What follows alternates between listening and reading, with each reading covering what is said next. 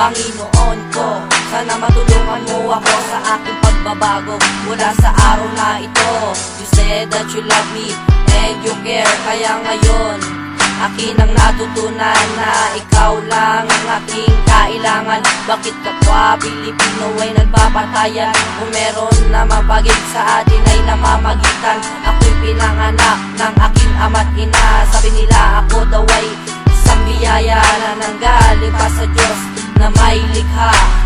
Hawak ang baril, itututok sa kaaway, bitawan at bigyang halaga ang buhay. Pagbabago ba ay simbolo ng isip mo, ng isip ko, ng isip nating lahat. Kailan pa ba titigil ang mga kasamaan kung lahat ng ito ay ating susundan?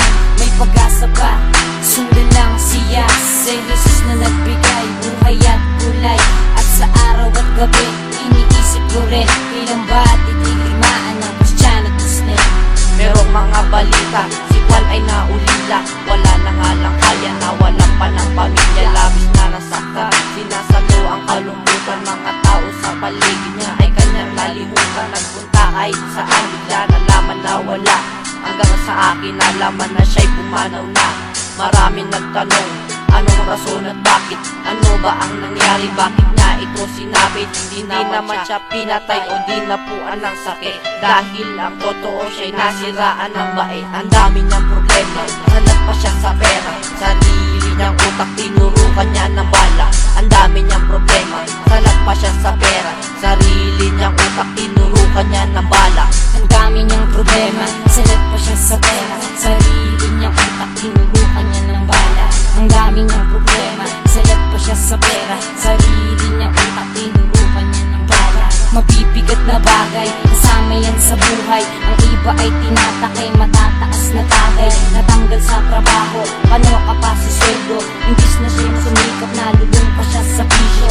Ang pagiging ganyan ay hindi naging literal, ano lang na nangagin ng isang pisikal. Kaya siya ang nagsigila sa ating may kapal, siya ang nag-uusga upang tayo ay magtagal.